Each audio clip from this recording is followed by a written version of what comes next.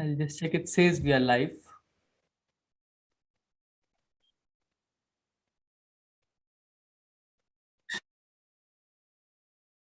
Yes, we are. Okay. Good evening, everyone. Welcome to Carwan. And today, I have a very special guest with me, Professor Amar Farooqui, to deliver today's Carwan Distinguished Lecture titled Colonialism, Business, and the East India Company. Professor Amar Farooqui is a professor of history at University of Delhi. He taught history for many years at Hansraj College and has been a fellow Nehru Memorial Museum and Library at New Delhi. And his publications include, I think we all are familiar with the book called Early Social Formations, Smuggling and Subversion, Colonialism, Indian Merchants and the Politics of Opium, 1719 to 1843. Opium City, the making of early Victorian Bombay, and Sindhya and the Raj, Princely Gwalior, that is circa 1800 to 1850, and Zafar and the Raj, Anglo-Mughal Delhi, that is circa 1800 to 1850, that came out in 2013. Uh, Today we are dedicating this lecture in memory of Professor Rajat Datta, whom we lost this morning. He was a history professor at CHS JNU and was an expert on the economic history of India with special reference to 18th century and transition to the early colonial India, the British period in India around 1715 to 1813, and he also did a lot of research on ecology, subsistence, and the crises in early modern India. So we are dedicating this evening's Carvan Distinguished Lecture in memory of Professor Rajat Datta. And thank you so much, Professor Farooqui, for accepting our invitation. Over to you, sir. And for those who have joined us, we will be having a question answer session towards the end of the lecture. So you can send in your questions on the YouTube live chat that I will be reading out in the Q&A session. Thank you so much. Over to you, sir. Thank you, Ishan. I'm grateful to Karwa for giving me the opportunity to be part of this important initiative, the Karwa Heritage Initiative, and giving me this opportunity to say something.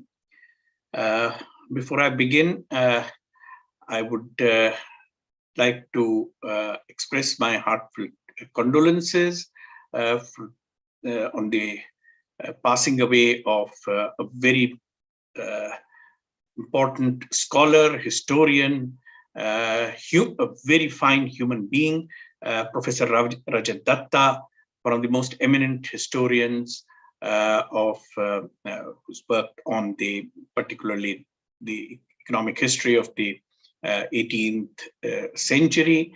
And it is indeed sad that he retired retired recently, and that he didn't. This would have been a very productive phase of his life, but it is very sad that he has passed away. So I'd like to share my grief and sorrow with all of you.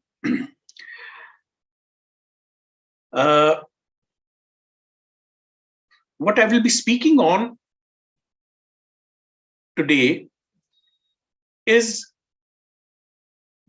in a sense, familiar to most students of modern India in particular, but even students who've studied history at the class 12 level in school. The history of the East India Company, many aspects of that history are very much part of the textbooks and a lot of the writings which generally students are expected to go through, because the East India Company's history is so closely tied with the history of the modern period in India and the history of colonialism. I will be speaking on some aspects of that history, and the first part of my discussion would be I'll be giving a brief outline of the early phase of that history on which there is considerable scholarship. And then, of course, the period following 1757, Plassey. Again, the scholarship on that period is very extensive, but there are one or two aspects which I would particularly like to focus on, especially in the period after Plassey, latter half of the 19th and latter half of the 18th and early 19th century, and look at the company as a business organization.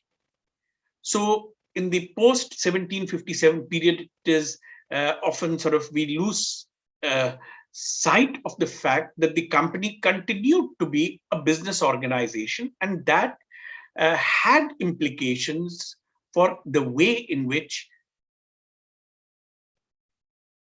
India was governed.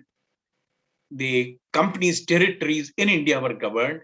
It had implications for the very specific character which colonialism had in India. Now, when we talk about the East India Company, we need the early history of the East India Company.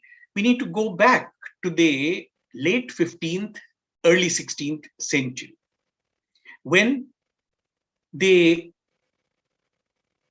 all-sea route via the Cape of Good Hope became the main route for the trade, initially mainly in spices, but other commodities as well, the trade between Europe and Asia.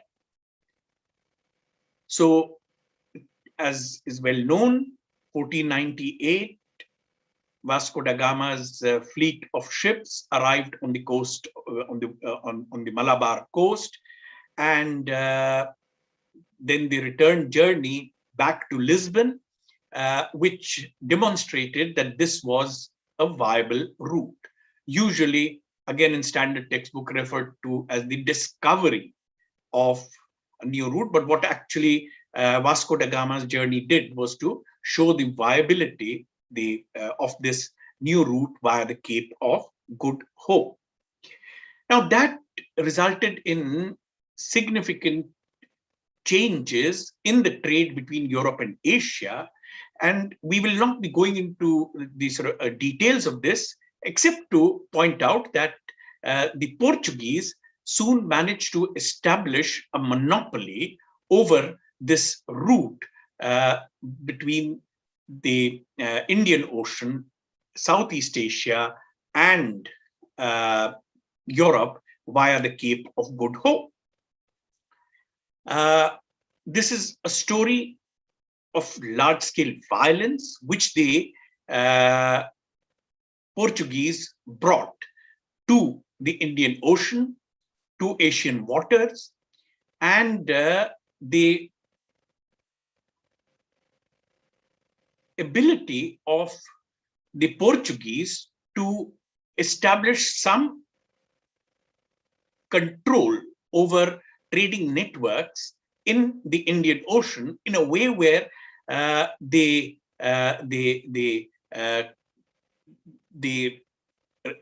commodities which the Portuguese were looking for were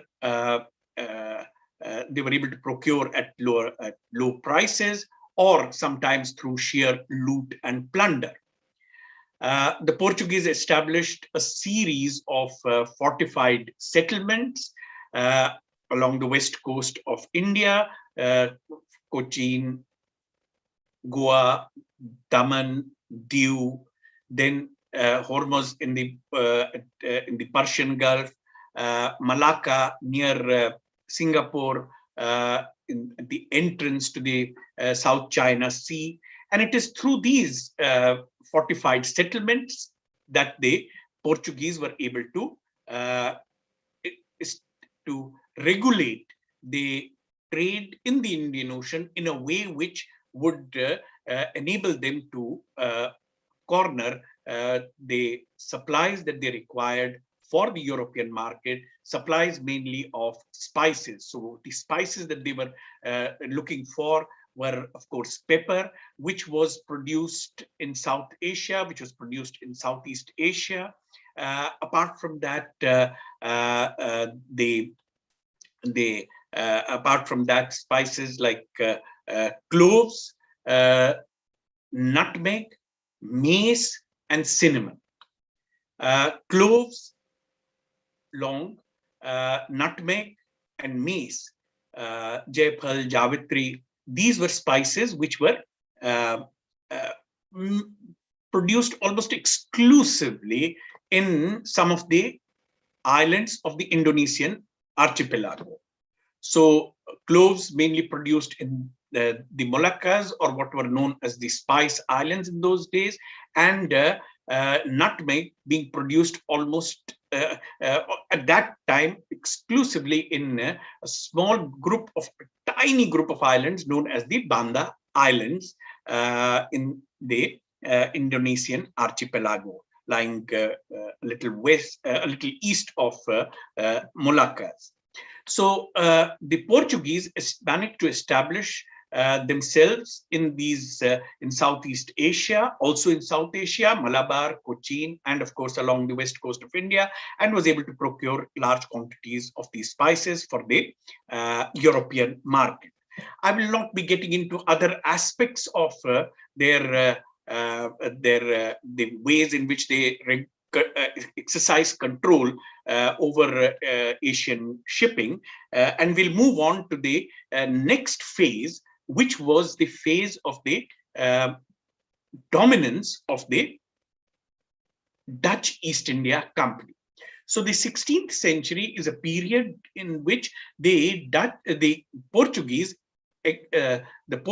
exercise control over the and a monopoly over the route between Europe and Asia, the trade routes between Europe and Asia via the Cape of Good Hope, and violently prevent other European competitors from making use of this route, though they did occasionally manage to slip by.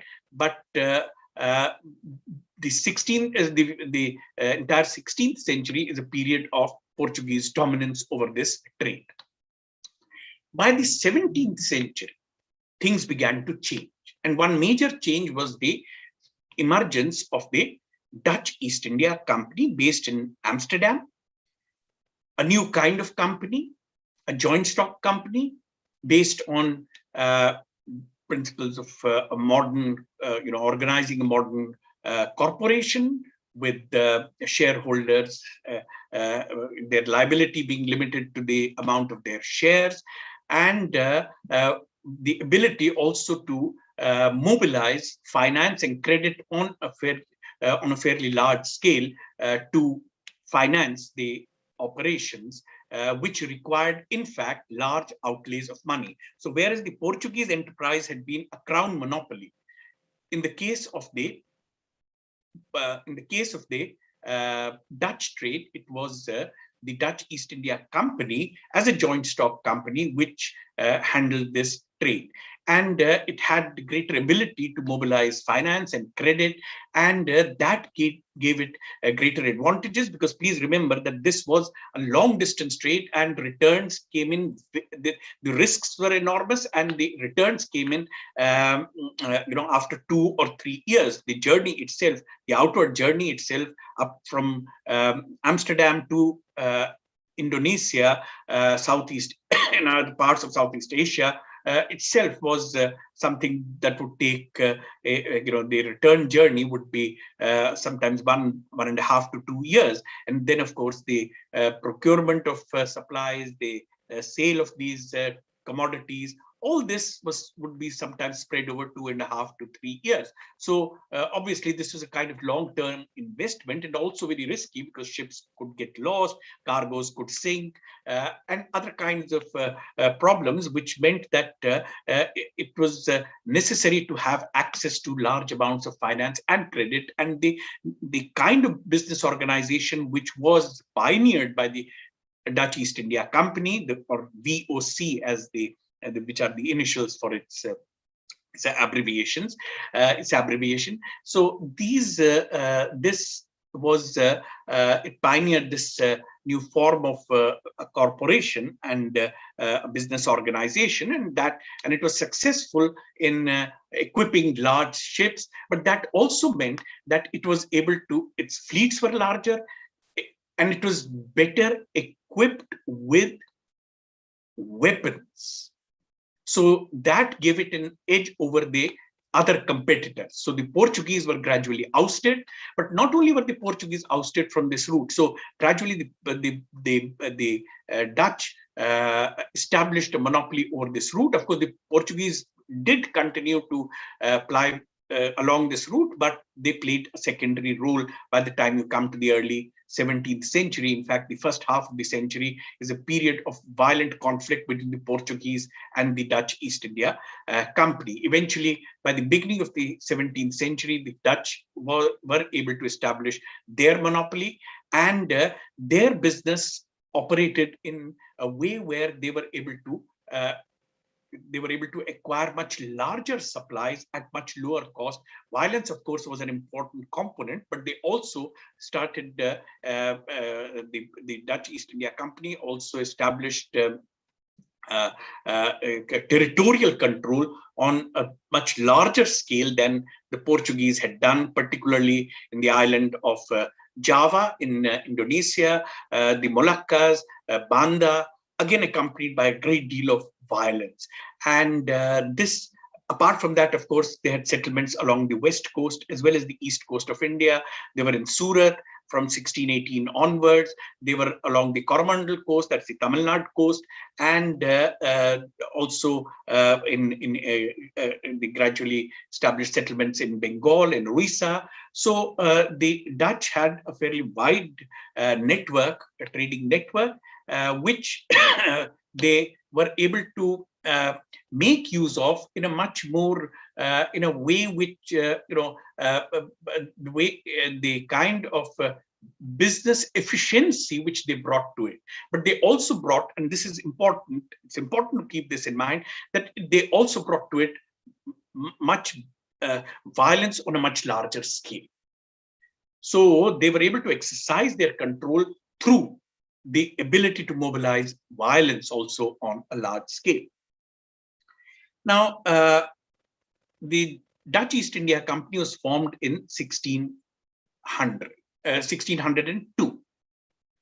A few years before that, so 17th century, it is the Dutch who dominate, and the main focus of their trade, the main focus of their activity, commercial activity, is actually Southeast Asia. But other parts of Asia also play a role in their trade because they got actively involved in the intra-Asian trade, that is trade within Asia. So buying, for instance, coarse cotton cloth in Gujarat and selling it in the Indonesian market or in the Malay archipelago. So that brought them profits with which they could buy those commodities which they required for their European trade. This reduced their dependence on the shipment of precious metal, which was both for the Portuguese as well as for the Dutch, the only sort of the major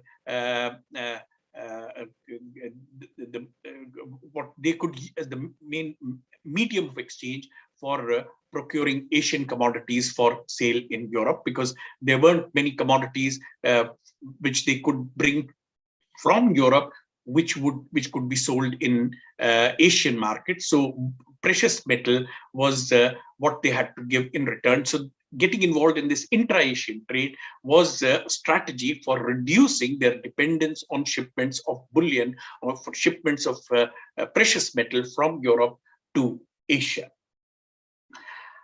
As I said, the Dutch East India Company was formed in 1602, but just a few years before that, there were initiatives which led in Britain, as in England, because there's no Britain at this time. That is something that happened only in the early 18th century. That is the union of England and Scotland. This in the beginning of the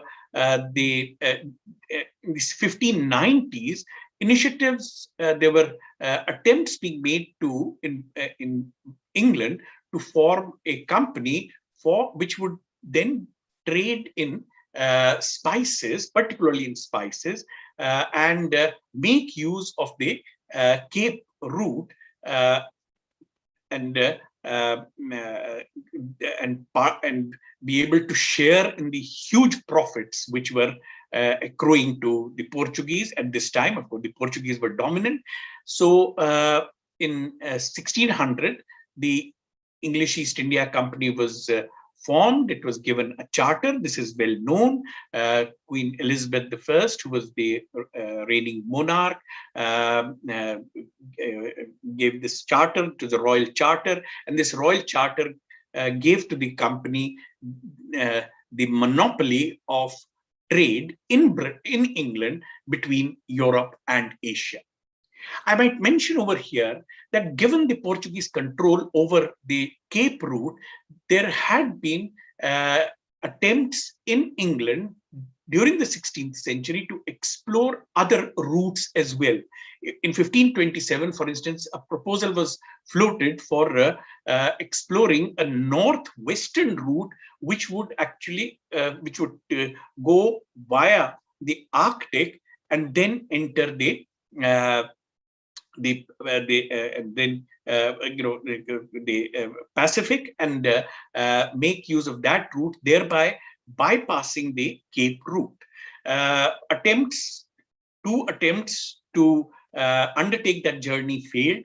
In fact, even the East India Company, when it was formed, sent out almost simultaneously one fleet of ships to the Indian Ocean via the Cape of Good Hope, which actually was destined for the island of Sumatra in Indonesia. That was the first voyage of the first fleet of ships which were sent out by the English East India Company. But almost simultaneously, it also financed a fleet which would make yet another attempt to go to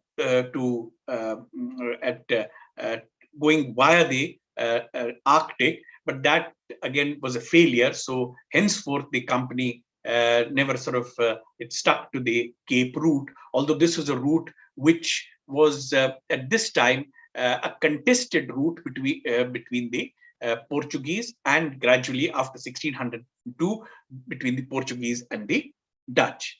I might mention two things over here as far as the charter was concerned. Of course, the charter was crucial. And please remember that the charters were granted periodically. They were for a specified period, although in the 17th century there were one or two charters which were given in perpetuity, but they also eventually had to be renewed. But the charter defined, of course, the privileges of the company in relation to other possible merchants or companies in England, but it also gave to the company an important privilege, which was the privilege of taking out a certain amount of bullion, a certain amount of precious metal from England for its trade in Asia. Now, this was important because the export of precious metal, was very strictly regulated, and taking out large supplies was not possible without the permission of the crown. So the charter gave to it this permission as well. Now, the company's initial activities, as is well known, focused on Southeast Asia. In fact, its headquarters were in a place called Bencoolen in Sumatra. It also had other outposts in Southeast Asia. But the Dutch, who had established their control by this time, and whose company was actually stronger, had bigger ships, were much better armed ships, they were able to keep the English East India Company out of Southeast Asia, which meant effectively that the English East India Company did not have access to the kind of supplies of spices which could be procured by the Dutch East India Company. So the English East India Company is growing as a commercial venture precisely in that century in which the Dutch East India Company has established its control both over the route between Europe and Asia via the Cape of Good Hope, as well as on the major supply points of for spices in Southeast Asia. Apart from this, of course, the Dutch are also in Malabar, from where they procure pepper. They are in Sri Lanka, where they procure cinnamon. But their main sort of focus and the largest profits come from the spices which they procure from Southeast Asia. And since they dominate this, the supply networks, the English East India Company is unable to make any headway in this region, and eventually they are forced to fall back on other possibilities. Now, this was, in a sense, this also came eventually turned out to be advantageous for the company because it diversified its trade. It started picking up other kinds of commodities which might be required. So picking up textiles, for instance, from India. And this diversification became a kind of strategy for survival. But in the long run, this helped the company because it did not rely just on spices. It had other commodities as well, which it could market in England, and from England re-export elsewhere on the continent as well. So its diversification strategy was helpful in the long run, and eventually its focus turned to India, the West Coast and the Coromandel Coast. So in fact, the English East India Company was already in Surat 5 years before the Dutch East India Company. In 1613, the English East India Company got the permission to set up a factory in Surat. And then, of course, it got involved in the textile trade in Gujarat, and also gradually the Coromandel Coast, the Tamil Nadu. So the Tamil Nadu trade became very important to it.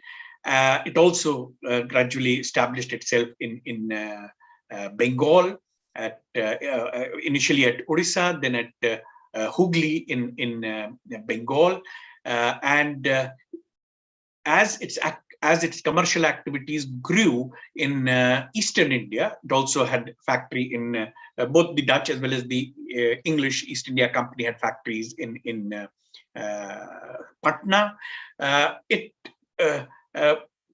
It had its diversified sort of commodity list included textiles. Saltpeter became very important. Saltpeter is important for the manufacture of gunpowder, which it procured from its Patna factory. The Dutch East India Company and subsequently the English East India Company also began procuring small quantities of opium in Bihar.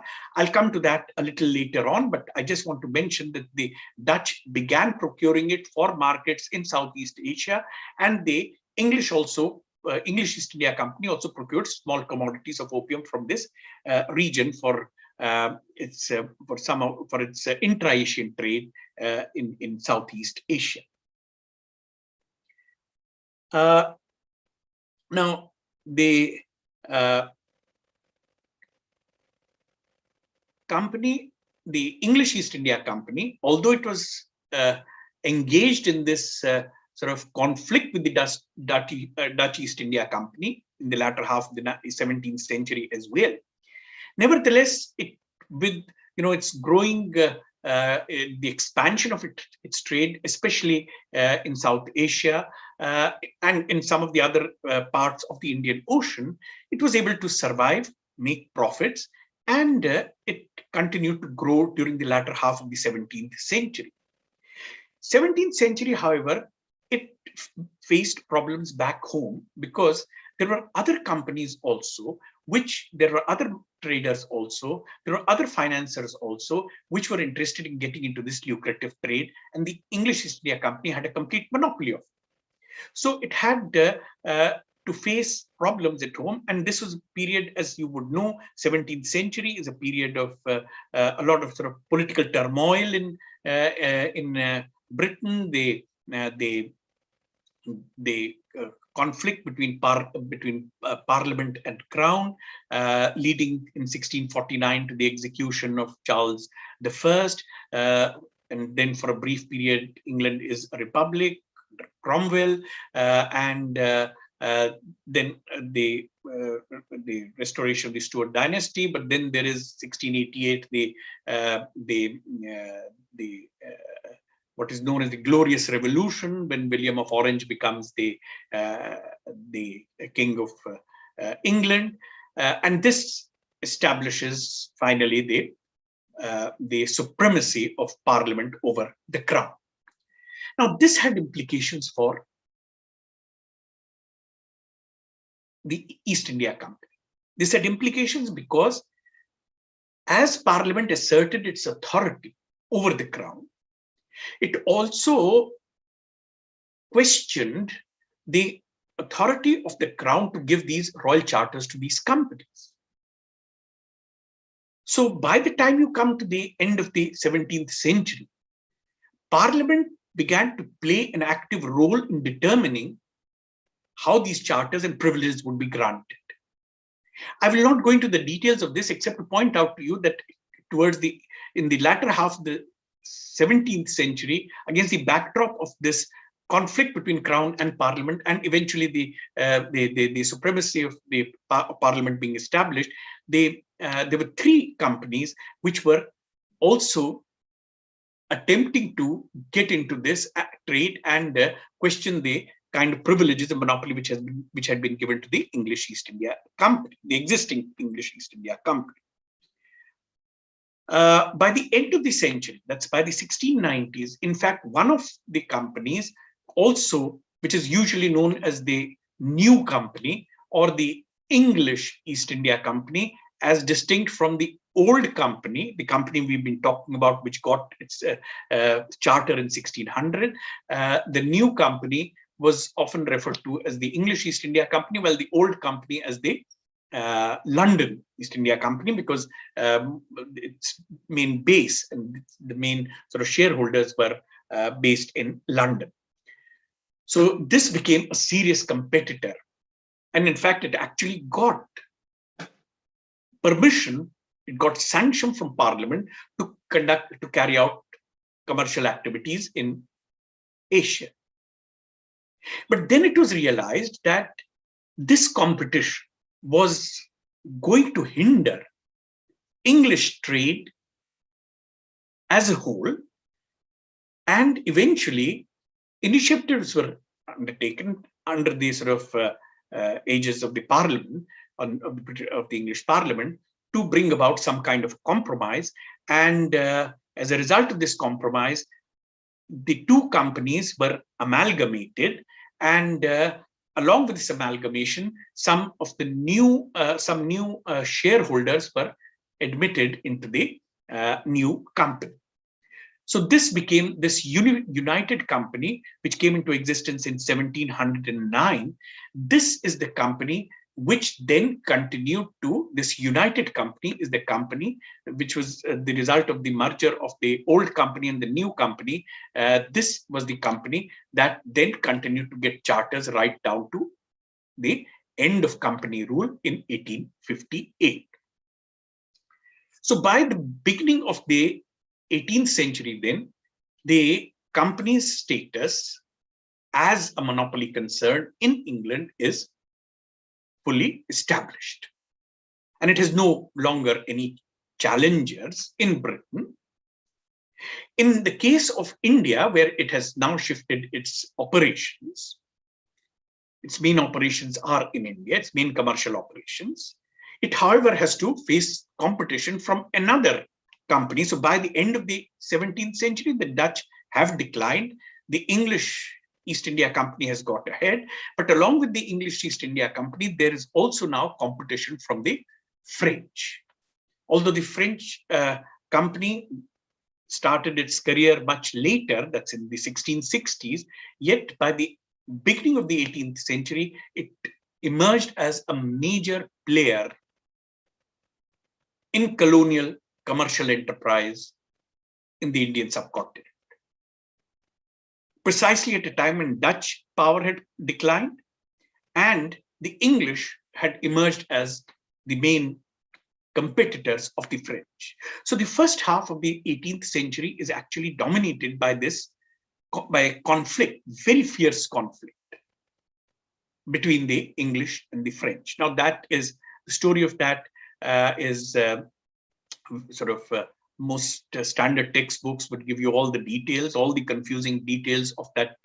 As a student, I could never really make sense of who was fighting whom, and I still find it difficult. But the important point is that this prolonged conflict, which was spread almost over for almost 30 of almost 40 years, continued up to the 1750s, when, as you all are aware, the English East India Company got a distinct advantage by acquiring vast territories in Bengal.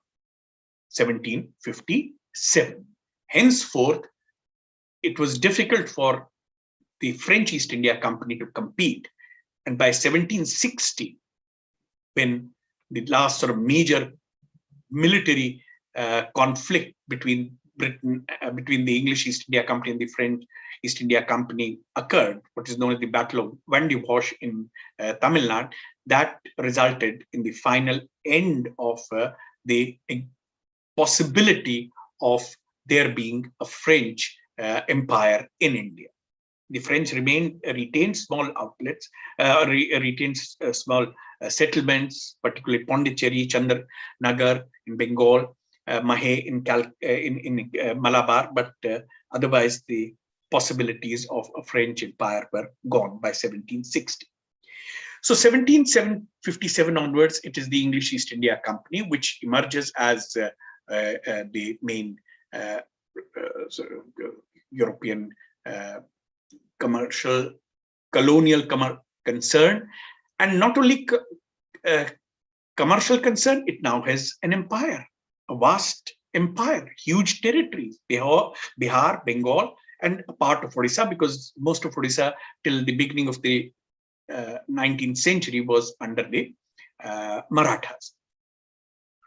Now, in much of the historical writing on the English East India Company's history, the understanding is that after 1757, the company ceased to be a commercial concern and it essentially became a political administrative entity after 1757, particularly after 1765, when it acquired the Diwani of Bengal. Now we need to keep in mind that this is an oversimplification of the history of the company in the post-1757 period. Of course, by the 1770s, there were demands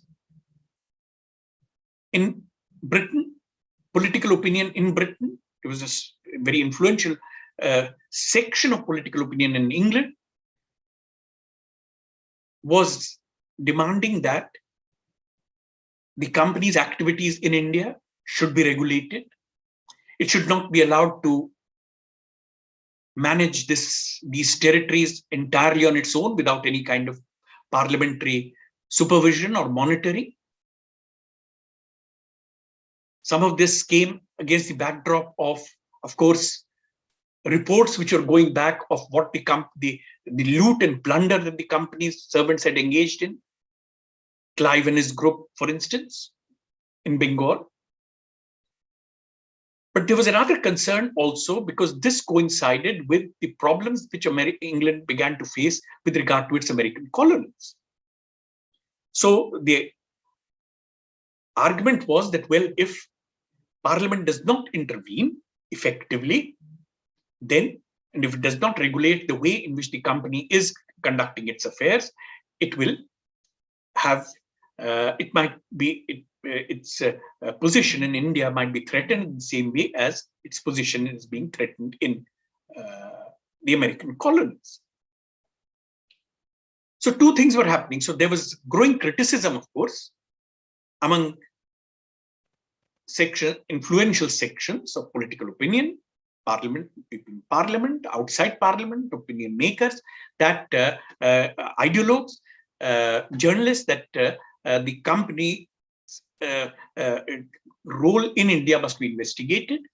I might mention over here one other factor, that many of these company employees who suddenly acquired wealth as a result of the conquest of Bengal, they went back with these fortunes to England, made use of these fortunes to buy political influence. In fact, many of them managed to get into parliament. Some of them managed to, and in other ways, they became influential. So this politically influential, using a lot of that money, Clive himself became very influential as a result of this. And it was, and of course, this was also seen as sort of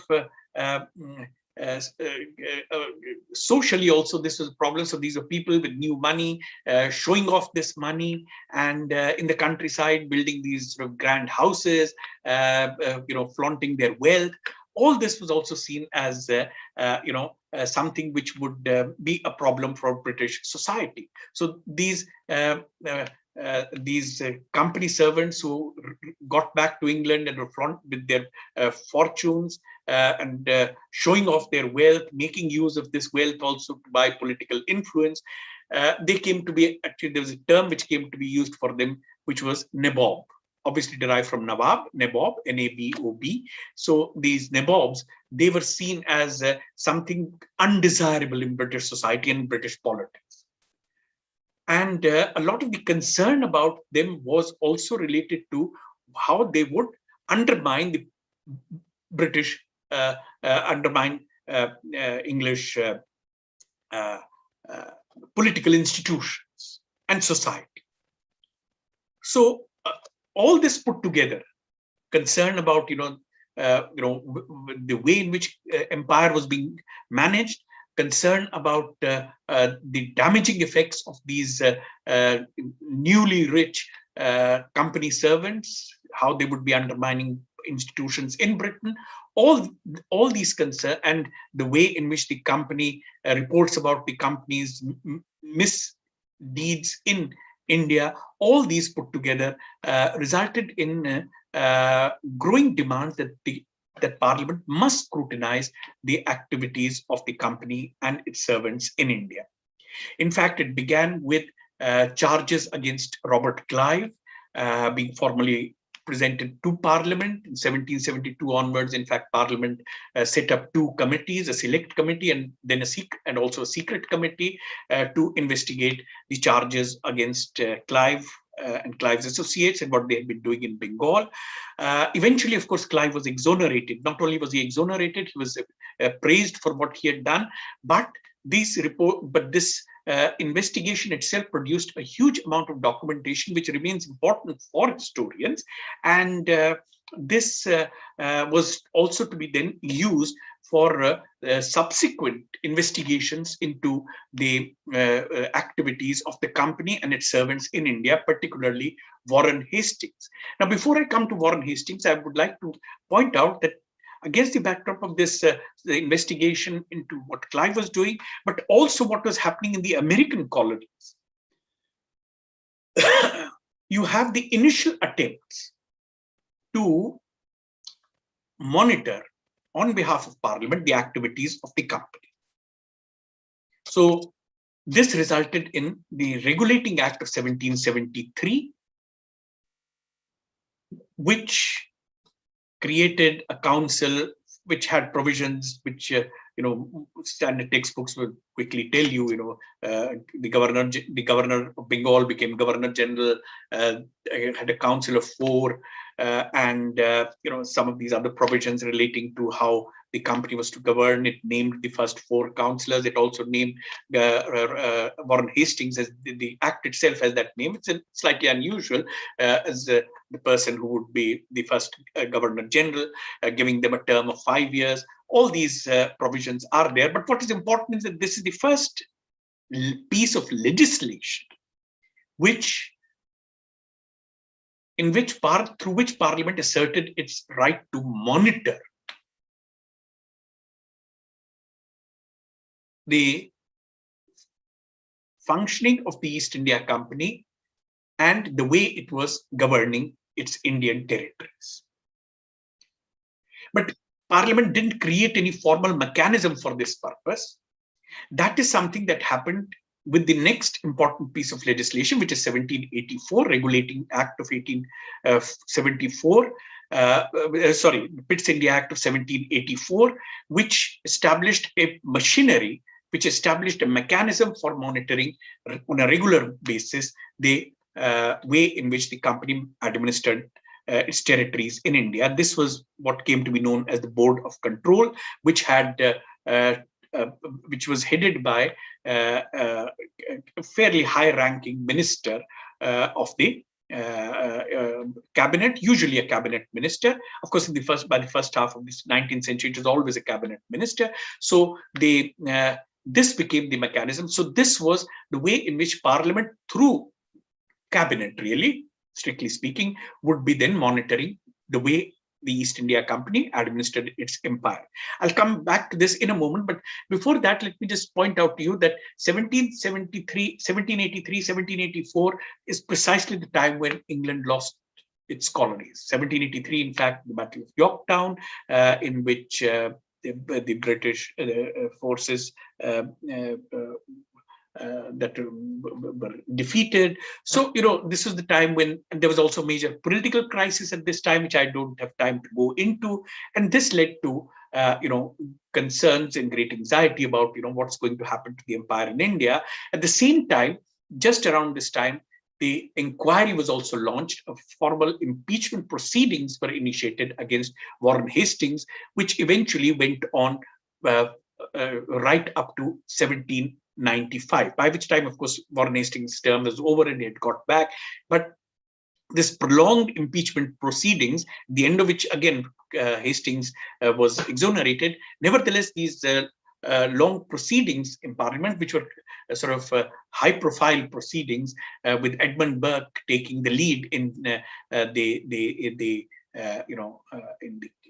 arguing the case against Warren Hastings. This led to a great deal, a lot of spotlight being put on the affairs of the company. So by the time you come to the end of the 18th century, then the Parliament has a formal mechanism for governing, for monitoring the company's governance in India. Now, what I would like to point out is that the establishment of the Board of Control itself is seen as a step in the direction of finally marginalizing the company's establishment. And whatever time I have left to me, I would like to focus on this establishment and the activities of the company in the period from the 1780s, particularly 1784 onwards, down to the 1850s. Now, it's not really possible for me to go into all aspects, but I would like to mention that the company's commercial activities did not come to an end in 1784 or 1773 or 1757. The company continued to be deeply involved in commercial activities, particularly one particular commodity, namely tea. From the 1780s, 1790s onwards, there was a big jump in the import of tea into England.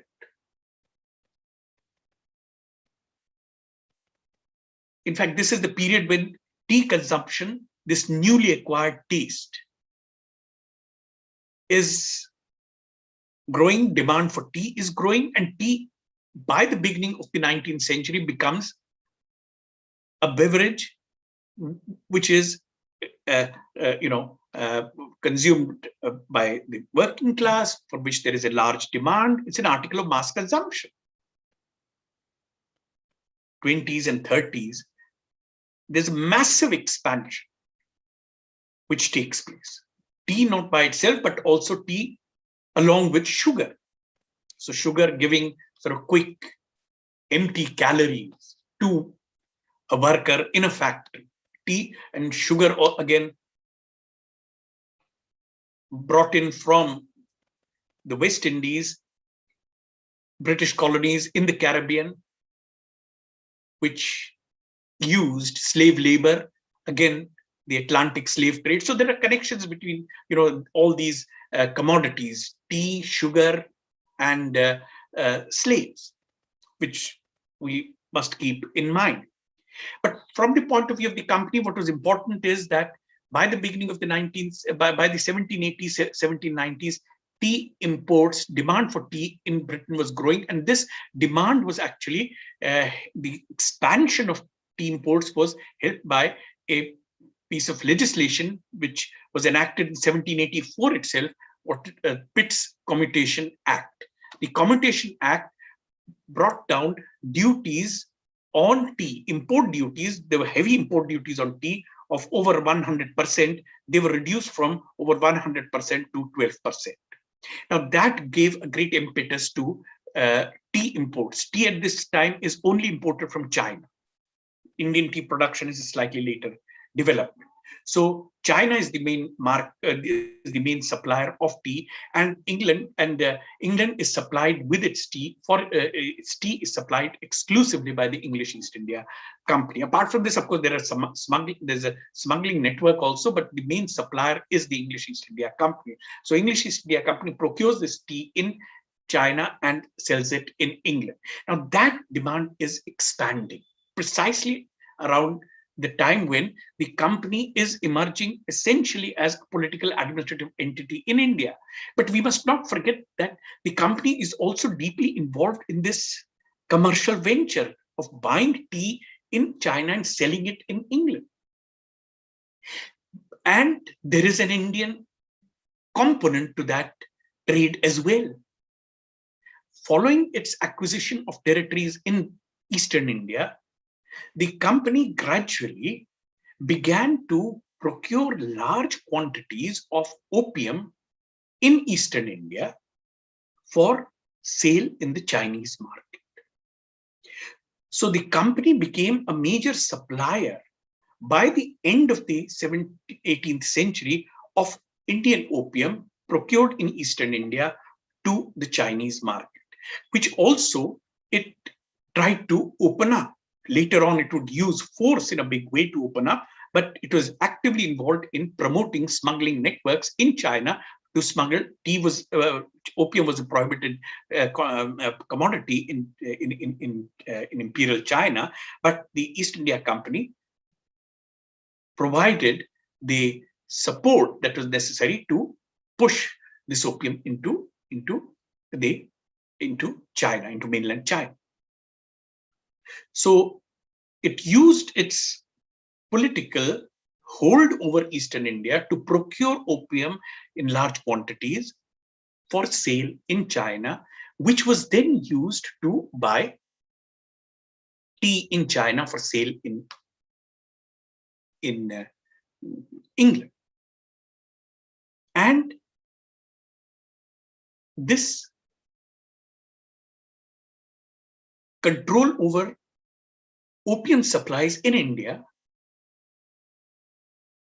was tightened by the establishment of a monopoly. By the 1790s, the East India Company had established a monopoly over the opium produce of Eastern India, which means that opium could only be produced by obtaining a license from the company, and all the opium that was produced in East India had to be then handed over to the company, which processed it, packaged it, sold it at auctions in Calcutta to private traders, who then took it to China, In China, they smuggled it in through sort of smuggling networks, which are well sort of studied. This aspect is very well studied in the context of the history of uh, China. And these networks were then used to smuggle opium in. The profits from this were then repatriated by paying the proceeds into the company's treasury in Canton. And this treasury continued to operate till the end of the company's monopoly of the China trade, which is something which happened only in 1833-34.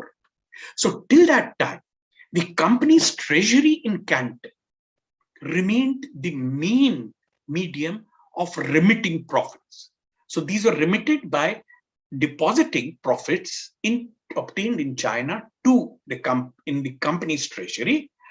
The company used these profits, which are profits of private traders, to procure tea for England.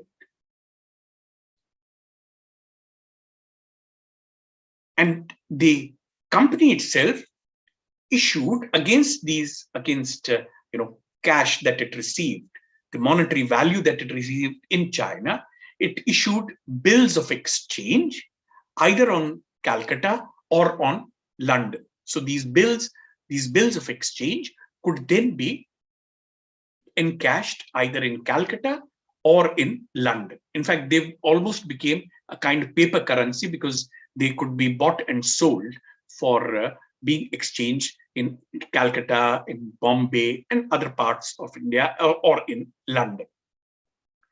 So you can see that the company remained deeply involved in these commercial and financial transactions related to opium, related to it itself was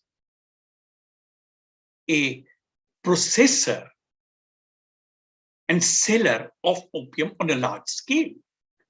In India, its Calcutta auctions were the major source of opium supply to the China market, though gradually there was opium from central India, what is called Malwa opium, also became a major competitor for this, what was known as Bengal opium or company opium.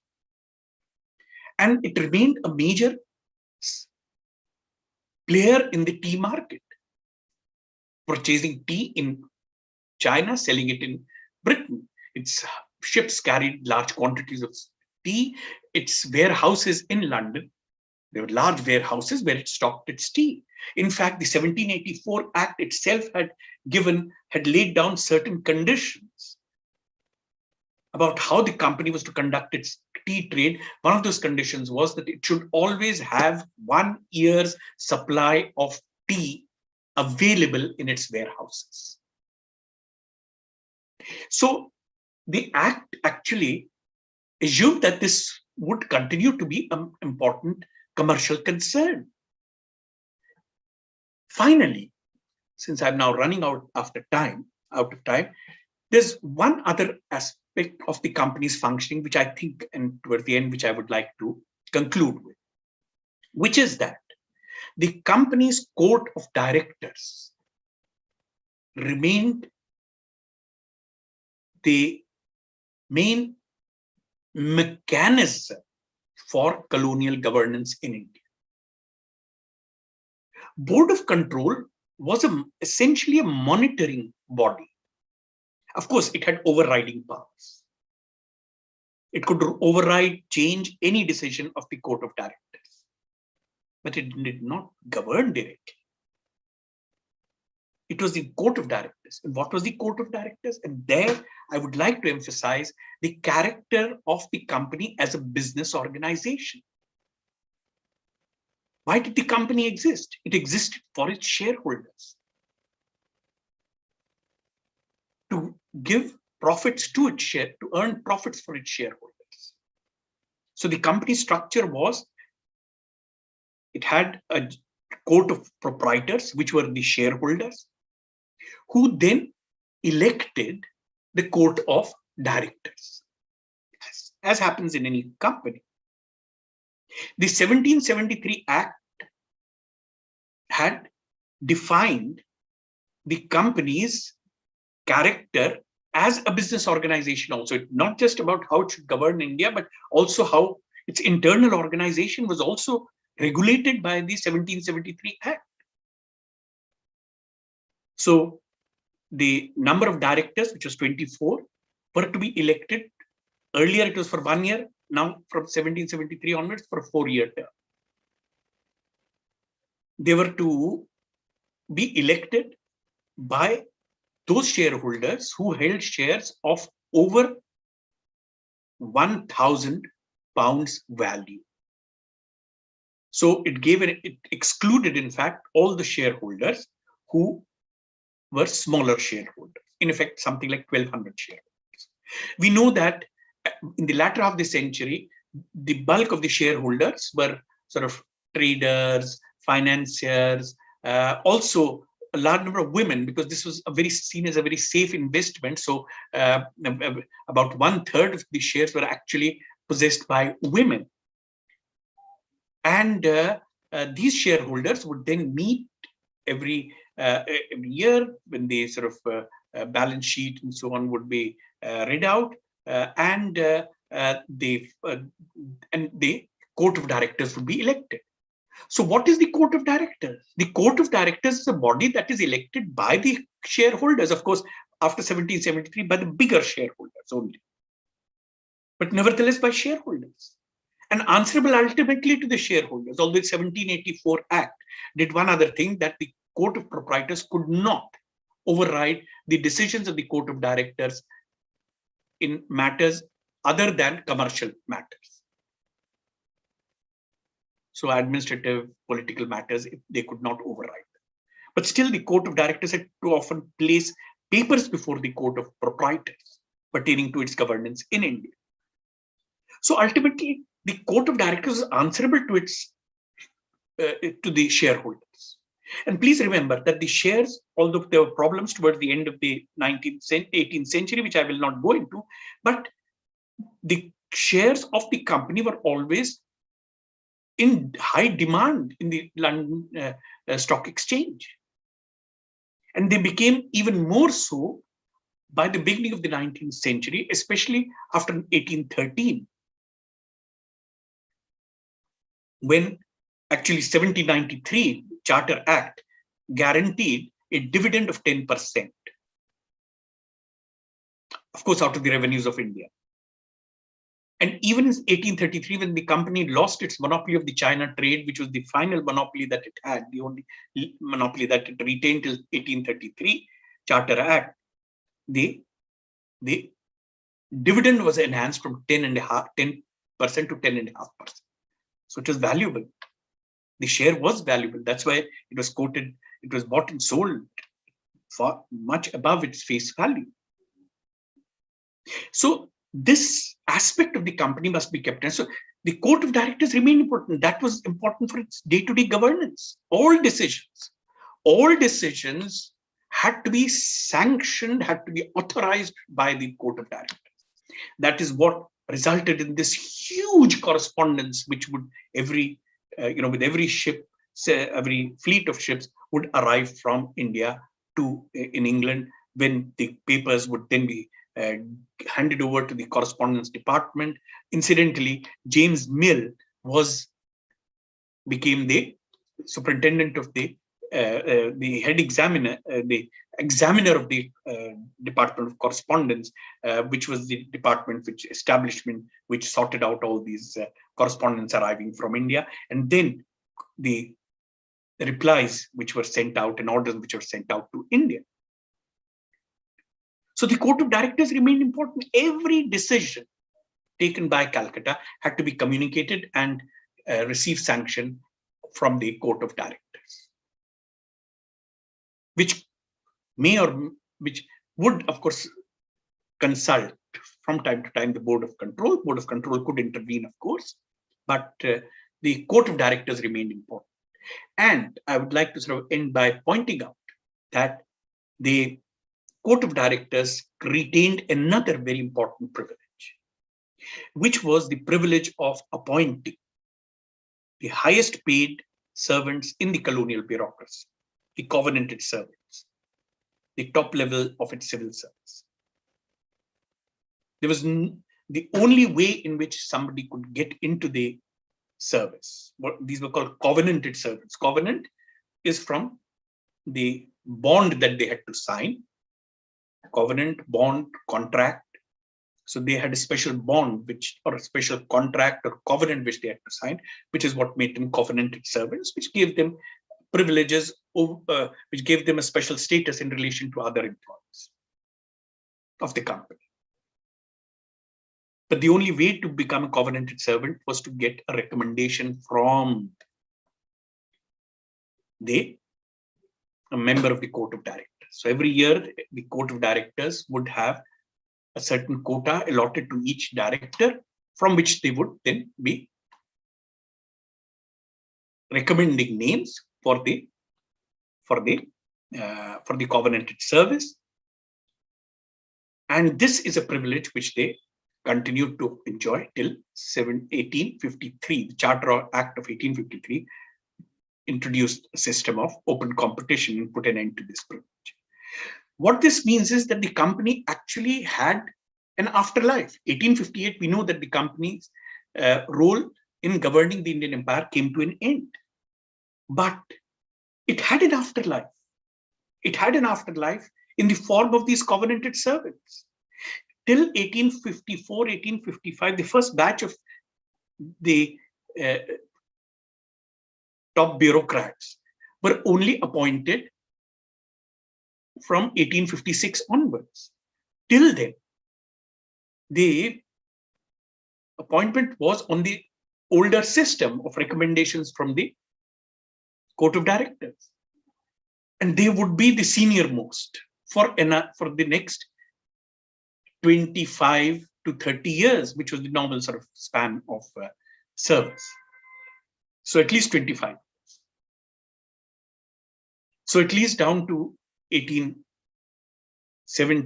early 80s, they would be, the senior most would actually be company appointments, the old system.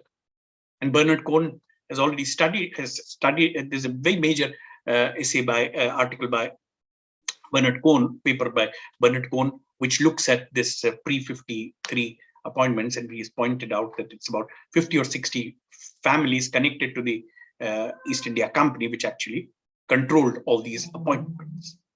So the company had this afterlife. But there was also another afterlife it had, and I'll end with that. The company's rule came to an end in 1858. The company did not. The company continued to be in existence till 1873-74. It was dissolved only in 1874 under the provisions of what is known as the East India Company Stock Dividend Redemption Act. The government had given a commitment in 1833 Charter Act that in case the government wishes to redeem the takeover by all the shares of the company, it would give double the face value of the company's shares, of each share, to a shareholder. So not only were they throughout this period shareholders earning that 10.5% dividend, but which are paid out of the revenues of India, they were also no losers once the company was dissolved, because they got the double of the face value of their shares. I'll stop over here. Thank you very much.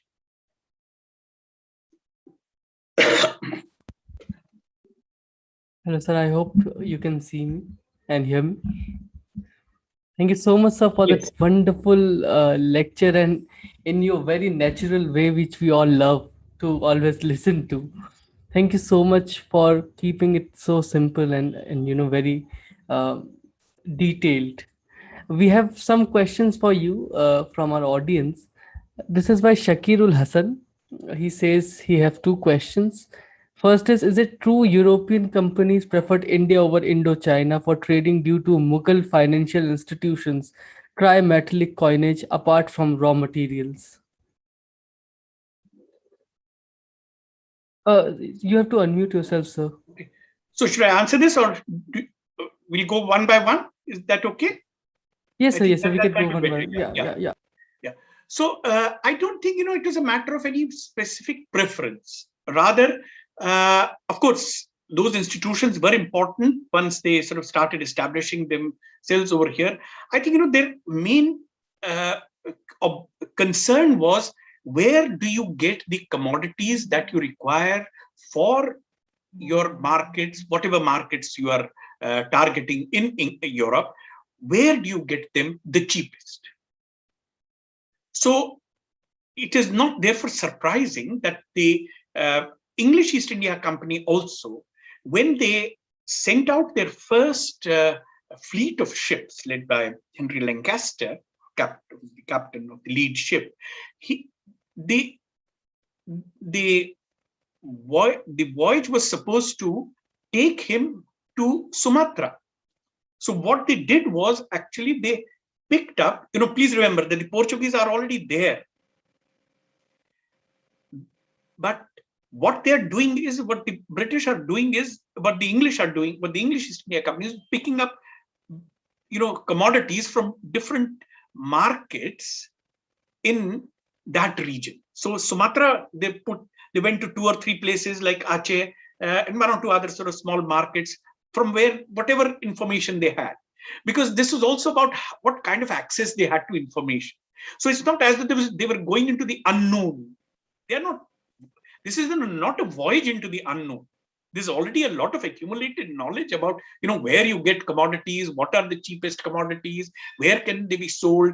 In fact, we also know that the Portuguese eventually, most of the profits actually were siphoned off by other big players. But for instance, the German bankers, they became major sort of dealers in Portuguese commodities. So bankers like the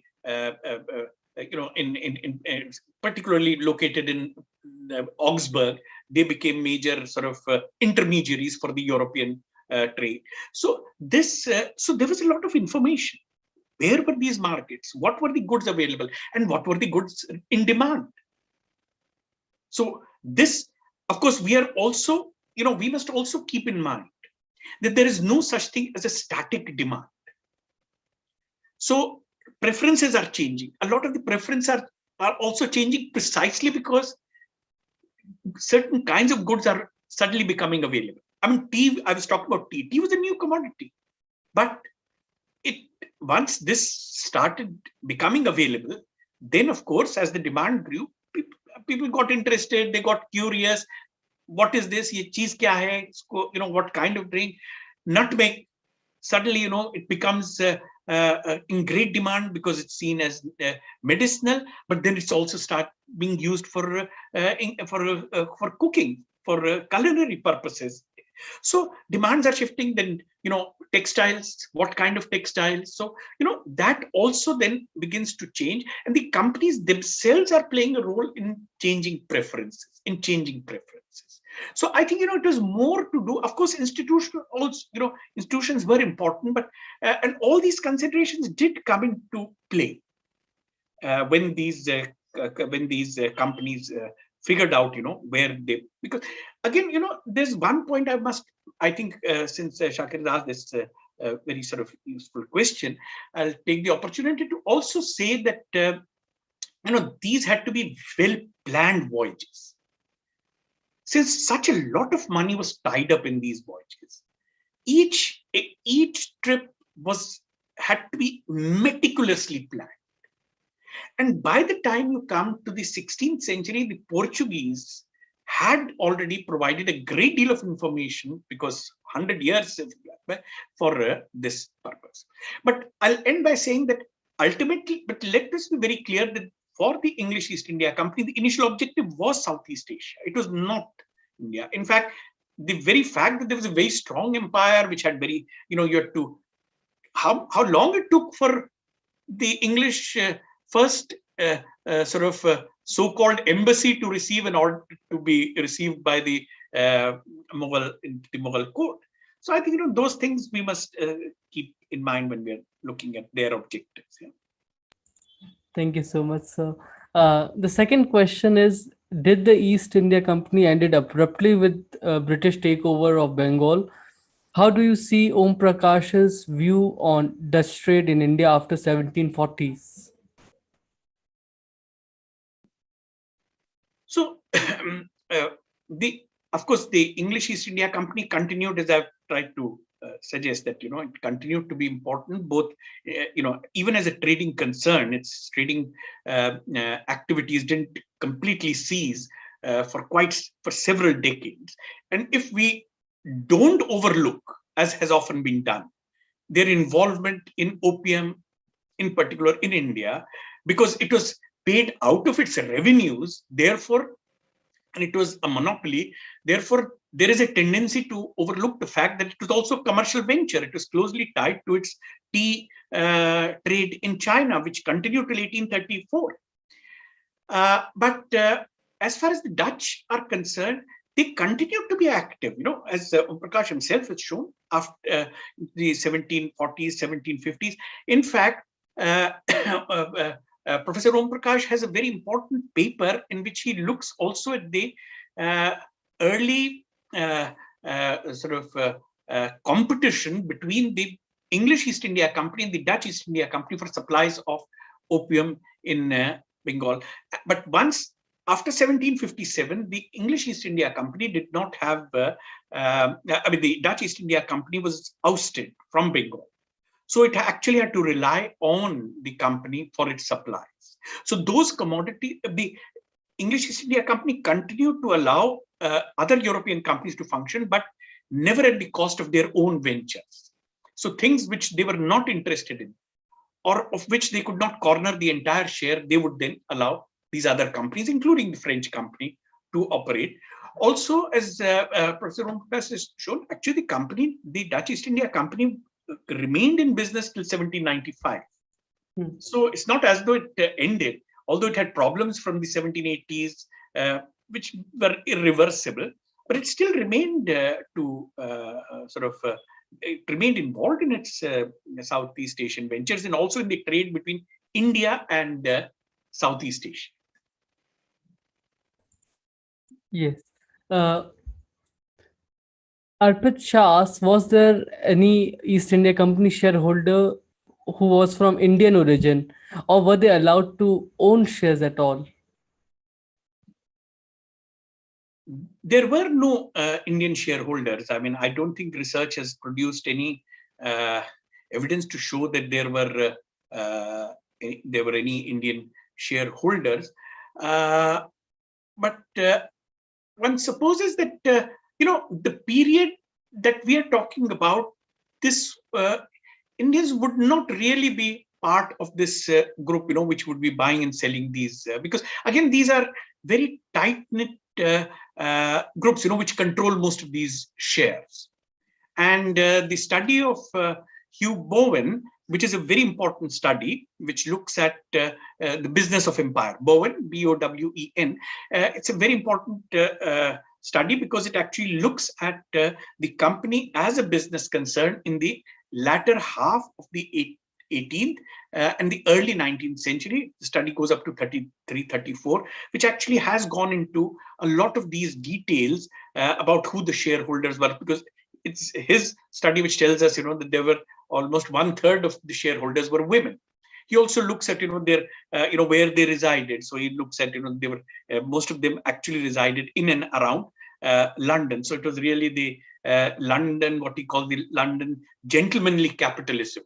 People who were not connected with land, but who were also not, who did not earn their living by labor. So it's those sections of society which really own most of the shares. I would also suggest that there's this study by Nick Robbins, The Corporation That Changed the World, which also I think is an important study of the company as a business organization, who has also sort of looked at this. And I don't think they've produced any evidence as yet. Just I can't recollect any evidence which suggests that any Indians were shareholders in this. Thank you so much, Professor Farooqui, for taking out so much time to deliver this lecture. And we all know we were waiting for this day for a very long time.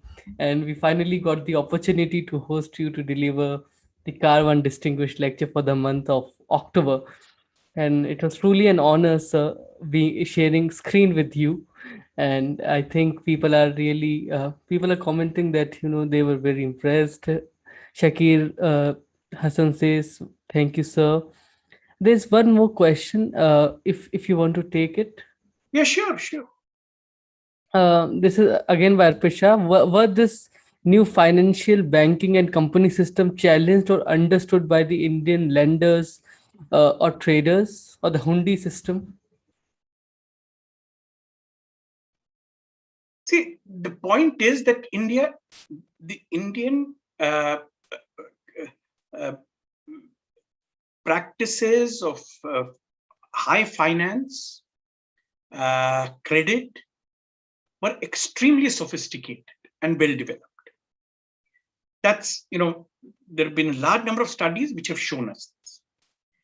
And we also know that the European companies, they benefited from the presence of these institutions, from these mechanisms which were well developed, subcontinental, long term, and also sort of extremely complex, also involving high, uh, movement and of money, large quantities of money, as well as finance and credit.